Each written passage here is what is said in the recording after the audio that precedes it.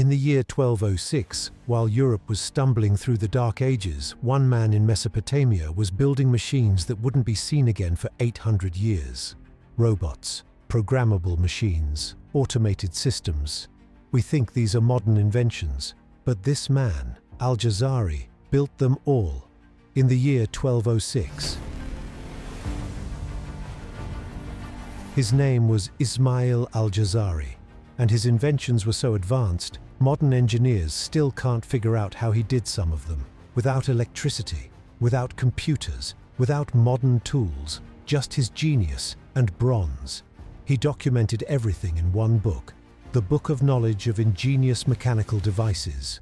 Inside, 50 inventions, each one a masterpiece of engineering. Kings commissioned his work, scholars traveled across the world to study under him, and then the world forgot about him. For 700 years his genius was lost to history, until now. Our story begins in the year 1136 in the land between two rivers, Mesopotamia. Ismail ibn al-Razzaz al-Jazari was born in the region of Diyar Bakr in what is now southeastern Turkey. His father was a craftsman, and from a young age, al-Jazari showed an extraordinary gift for understanding how things worked. By his 20s, his talent had caught the attention of the Artuqid rulers, the kings who controlled the region. He was appointed chief engineer to the royal court. His job? To create wonders, to build machines that would amaze and serve the kingdom. For over 25 years, Al-Jazari worked in service to 3 different kings, designing and building mechanical marvels. Clocks that told time with incredible accuracy. Machines that raised water from deep wells. Automated servants that never tired.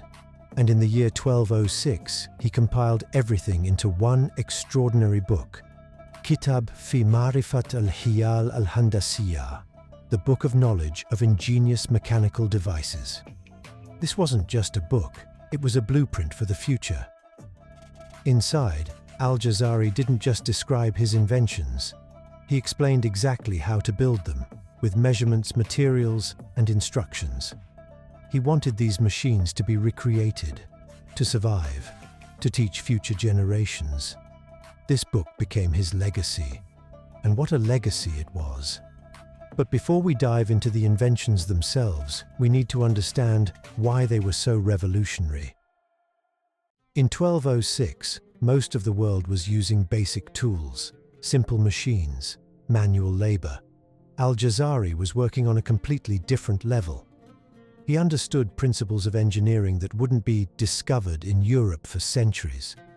While Europe wouldn't develop similar technology until the 1500s and 1600s, Al-Jazari was already there in 1206. He was 300 to 400 years ahead of his time. Now let's see what he actually built, and we start with his masterpiece, the invention he's most famous for, the one that perfectly captures his genius. Ladies and gentlemen, the elephant clock. The elephant clock. Just look at it. At the base, an elephant, a symbol chosen deliberately. It represented India and Africa, while the phoenix perched on top honored China, and the dragons hailed from ancient mythology. This wasn't just a clock, it was a statement that knowledge knows no borders. But here's the really incredible part. How did this masterpiece actually function? The secret is hidden inside the elephant's belly. Instead of a simple basin, there is a water tank where a perforated bowl floats on the surface. As water slowly leaks into the hole at the bottom, the bowl gradually fills and sinks. This precise process takes exactly 30 minutes. Every half hour, as the bowl submerges, it tugs on a complex network of pulleys and internal mechanisms. At the very top of the clock, this tension tilts a hidden channel, releasing a single ball.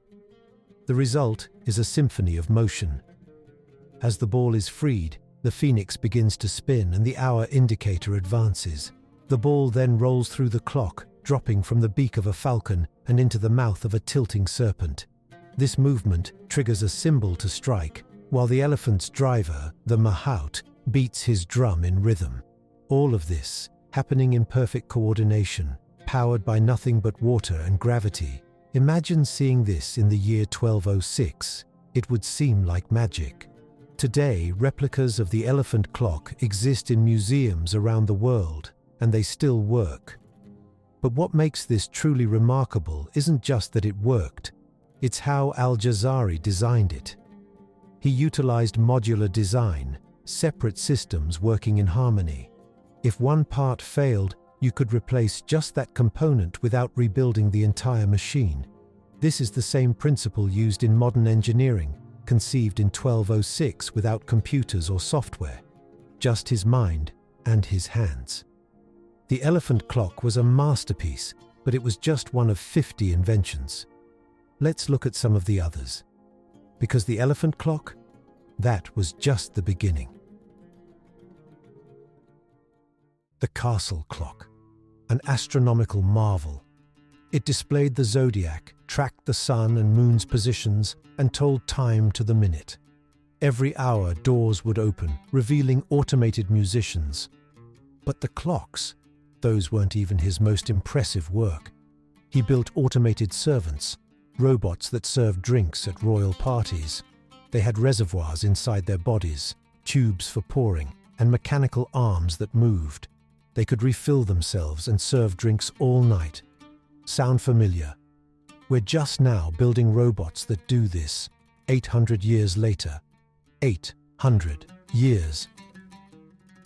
He built an automatic hand-washing machine shaped like a peacock. Pull a lever, the peacock would pour water. Pull another, it dispensed soap. A third lever, water to rinse. Fully automated hygiene. In 1206. He invented water-raising machines that could lift water from deep wells using mechanical advantage. His chain of pots system was more efficient than anything Europe had for the next 300 years. This wasn't just clever, it was life-changing. It helped irrigate crops, supply cities with water. He built a musical boat, automated musicians that would float on water and play music at royal parties. He invented a self-trimming candle that would automatically adjust to maintain perfect light, and a combination lock centuries before they became common. 50 inventions, each one documented in perfect detail. Modern engineers who study his work are consistently amazed by what he accomplished. But there's one invention that stands above all the others, one that proves Al-Jazari understood something no one else did at the time: the concept of programming. Al-Jazari invented the first programmable machines.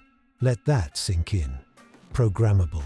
In the year 1206, here's how it worked. He used a system of pegs and cams on a rotating cylinder. By placing the pegs in different positions, you could make the machine perform different sequences of actions. It's the same principle as a music box, but Al-Jazari took it much further. His musical boat had 4 automated musicians. Each one could play different instruments in different sequences. Change the position of the pegs. The music changes. The sequence changes. You've reprogrammed the machine. This is programming. The same concept wouldn't appear in Europe until the 1700s, with jacquard looms and punch cards. And ultimately, it's the foundation of modern computing. Al-Jazari understood that you could store instructions in a physical mechanism. That's the core idea behind all computing. From Al-Jazari in 1206 to Jacquard in the 1700s, to Charles Babbage, to Alan Turing, to modern computers. The line of invention starts here, with this man. Today, Al-Jazari is recognized as the father of robotics and automation. His principles are taught in engineering schools worldwide. Every robot you see today, from factory floors to surgical theaters to Mars rovers, owes something to his genius. But here's where the story gets frustrating, because for 700 years, the world forgot about Al-Jazari. His book was lost, his genius buried by history. After Al-Jazari died in 1206, his book remained in the libraries of the Islamic world. But in 1258, the Mongols invaded Baghdad. The city was destroyed, libraries were burned, manuscripts were thrown into the Tigris River.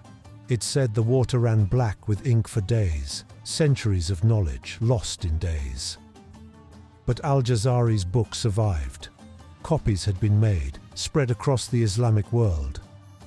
From Baghdad to Cairo to Istanbul to Islamic Spain.